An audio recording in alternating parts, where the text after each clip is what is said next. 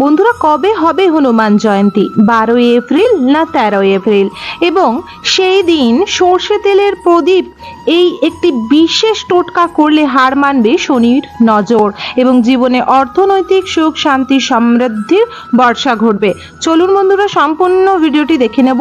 তার আগে ছোট্ট একটু অনুরোধ করব, অবশ্যই চ্যানেলটিকে সাবস্ক্রাইব করে রাখবেন। আপকামিং পূজা পাঠ, তন্ত্রকথা, জ্যোতিষশাস্ত্র, বাস্তু টিপস, টোটকা উপায় দেখার জন্য অবশ্যই লাইক করে কমেন্টে জয় হনুমানজির জয় অবশ্যই লিখে যাবেন। রামভক্ত হনুমান জন্ম জয়ন্তী বছরে 2বার করেই পালন করা হয়। চৈত্র পূর্ণিমা ছাড়াও কার্তিক মাসে কৃষ্ণপক্ষে চতুর্দশী তিথিতে পালন করা হয় হনুমান জয়ন্তী। বলা হয় হনুমান জয়ন্তীর দিন হনুমানজিকে যদি আপনারা লাল মালা, লাল পুষ্প এবং সিঁদুর, চামেলির তেল, কর্পূর, লবঙ্গ, এলাইচি, পান ও ওনার প্রিয় ফল ও মিষ্টি, ধূপ ও দীপ ও ধূনা দিয়ে যদি আপনি পূজা করতে পারেন, তাহলে সর্ব সংকট থেকে রক্ষা করবে সংকটমোচন হনুমানজি। সর্ব আপদ বিপদ ও দুর্ঘটনার হাত থেকে রক্ষা করবে হনুমানজি। বন্ধুরা, অষ্ট চিরঞ্জীবী দেবতার মধ্যে, দেবদেবীর মধ্যে সর্বপ্রথম ধরা হয় কিন্তু বিশেষ করে হনুমানজিকে। অর্থাৎ উনি কিন্তু এখনো চিরঞ্জীবী, যার আশীর্বাদে সর্ব বাধা বিপত্তি দূর যায়, সর্ববালা কেটে যায় এবং জীবন থেকে সর্ব দুঃখ নাশ হয়। হনুমানজির ভক্তদের কোনোদিনও কোনো বিপদ আপদে পড়তে হয় না, সর্বদাই স্বয়ং তার কাছে এসে তাকে রক্ষা করে যায়। তাই অবশ্যই আপনারা চাইলে এই হনুমান জয়ন্তীর থেকে আপনারা প্রতি মঙ্গলবার হনুমানজির পূজা করুন। এই দিন নিরামিষ খান। এদিন লাল জবার মালা, লাল ফুল এবং সিঁদুর, চামেলির তেলের প্রদীপ এবং জীবনে সর্বদুঃখ বাধা দূর করার জন্য বিশেষ করে আকন্দ ফুল বা অশ্বত্থ গাছের পাতার মধ্যে রাম লিখে সেটি মালা করে যদি হনুমানজিকে পরানো যায়, তুলসীর পত্র মালা করে যদি হনুমানজিকে পরানো যায়, হনুমানজি অতি প্রসন্ন হয়।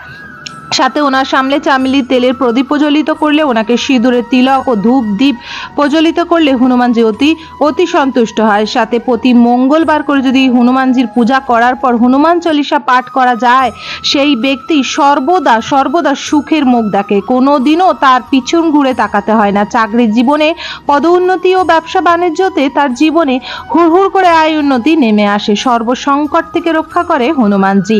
বন্ধুরা, হনুমান জয়ন্তীর পুজোর বিধিটি জেনে নেব। তার আগে জেনে নেব হনুমান জয়ন্তীর তারিখ ও সঠিক সময়সূচি। চৈত্র মাসের শুক্লা পক্ষে নবমী তিথিতে রামচন্দ্রের জন্ম হয়েছিল বলেই মনে করা হয়। আর ঠিক তার কয়েকদিন পরেই চৈত্র মাসের পূর্ণিমা তিথিতে জন্ম রাম ভক্ত হনুমানের। এই বছর হনুমান জয়ন্তী পড়েছে 12ই এপ্রিল। চৈত্র পূর্ণিমা তিথি পড়ছে 12ই এপ্রিল রাত 3:24। বিশেষ করে পূর্ণিমা থাকবে 13ই এপ্রিল সকাল 5:18 পর্যন্ত। আগামী শনিবার হনুমান জয়ন্তীর বজরংবলীর আরাধনা করার শুভ সময় পড়েছে সকাল 8:02 থেকে, চলবে বেলা 12:24 পর্যন্ত। এরপর আসবে বিকেল 5:30 থেকে সন্ধ্যে 7:24 পর্যন্তই রয়েছে শুভ তিথি ও সময়। এই সময় অবশ্যই খুব সুন্দরভাবে বজরংবলীর সেবা আরাধনা করুন। আপনার সংসারে সর্ব নেগেটিভিটি দূর করার জন্য, সংসারের থেকে দুঃখ কষ্ট জ্বালা দারিদ্রতা, রোগ ব্যাধি, অকাল মৃত্যুর হাত থেকে রক্ষা করার জন্য, সংসারের আয় উন্নতি আনার জন্য হনুমানজির বাচ্চাদেরও প্রচুর ভালোবাসে। তাই না, আপনার ঘরে ছোট সন্তান থাকলে তাকে খুব সুন্দর করে পরিষ্কার পরিচ্ছন্ন করে লাল বস্ত্র পরিয়ে মাথায় সিঁদুরের তিলক দিয়ে অবশ্যই হনুমানজির চরণে ওনাকে বিশেষ করে বলবেন ফুল অর্পণ করতে। এবং অবশ্যই সেই সময় যদি হনুমান চালিসা পাঠ করার সক্ষম থাকে, বাচ্চা বড় থাকে, তাকে দিয়ে পাঠ করাবেন, আর না হলে আপনি পাঠ করে তাকে অবশ্যই শোনাবেন।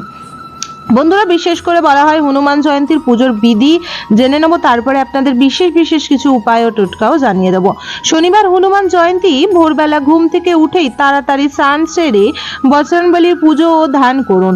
সঠিক সময় অবশ্যই খেয়াল রাখবেন। হনুমান জয়ন্তীর বিশেষ করে পুজোর ফল, লাড্ডু, তুলসীর মালা নিবেদন করুন। এর সঙ্গে তার সামনে একটি বিশেষ ঘিয়ের প্রদীপ প্রজ্বলিত করুন এবং ঘিয়ের প্রদীপের মধ্যে অবশ্যই একটু কর্পূর ও লবঙ্গ দিন। এতে আপনার ঘরের বাস্তু দোষ, নেগেটিভিটি দূর হবে, সাথে নানা রকম বাধা বিপত্তির হাত থেকেও রক্ষা হবে। তারপর 3 অথবা 5 বার হনুমান চালিসা পাঠ করুন। আর যদি বিশেষ করে সম্ভব হয় তাহলে আপনি অবশ্যই 9 বারও হনুমান চালিসা পাঠ করতে পারেন। এবং অনেকে 101 বার বা অনেকে 108 বার হনুমান চালিসা এই দিন পাঠ করে বিশেষ কৃপা ও বিশেষ মনস্কামনা পূর্ণ করার জন্য। এর ফলে হনুমান বা বজরংবলীর আপনার উপর খুশি হবেন এবং আপনার সর্ববিপদ আপদ থেকে রক্ষা করবেন। শনির বিশেষ করে শনির দোষ কাটানোর উপায় এবার জেনে নেব। শাস্ত্র অনুসার বজরংবলীর পুজো করলেই কিন্তু শনির বিশেষ করে তীব্রতা যে দৃষ্টি বা অশুভ প্রভাব তার হাত থেকে রক্ষা পাওয়া যায়। যিনি হনুমানজি জয়ন্তীর কোনো কাজ করলেই বলা হয় বজরংবলীর আশীর্বাদে শনি বাবার অর্থাৎ বড় বাবার কিন্তু অশুভ দশা মুক্তি পাওয়া যায়। জন্ম ছটকে শনির দোষ ধারাইয়া বা বিশেষ করে শনি ধারাইয়া বা শনির 7.5 থাকলে হনুমান জয়ন্তীর এই কাজ অবশ্যই করবে আপনাকে বিশেষ বাধা থেকে রক্ষা। একটি সর্ষে তেলের প্রদীপের কয়েকটি দানা কালো তিল ছড়িয়ে দিন। তারপর এই প্রদীপটি হনুমানজির সামনে জ্বালিয়ে দিন। এর ফলে আপনার উপর থেকে বিশেষ করে শনির বাবার যে অশুভ প্রভাব সেটির হাত থেকে আপনি রক্ষা পেয়ে যাবেন। বাল্মীকি রামায়ণ অনুসারে কার্তিক মাসে কৃষ্ণপক্ষের চতুর্দশী তিথিতেই শাস্ত্রীয় নক্ষত্র জন্ম হয়েছিলেন বজরংবলীর। কিন্তু চৈত্র পূর্ণিমা থেকে তার জীবনের একটি নতুন অধ্যায় শুরু হয়। এই কারণেই বছরে 2 বার হনুমানজির জন্ম উৎসব পালন করা হয়ে থাকে। বিশেষ করে হনুমানজির বিশেষ জীবনে যে নানা রকমের বাধা বিপত্তির হাত থেকে রক্ষা করার জন্য অবশ্যই মানুষকে উচিত এই দিন পূজা করার। এবং ভক্তদেরও এটিও বলে দেব এই দিন হনুমানজির পছন্দের খাবার অবশ্যই নিবেদন করবেন। হনুমানজি খেতে অতি ভালোবাসেন এবং ভক্তি ভরে যদি ওনাকে আপনারা সাজিয়ে গুছিয়ে পুজো দিয়ে ওনাকে খুশি করতে পারেন, এর থেকে জীবনের শান্তির আর কিছু হয় না।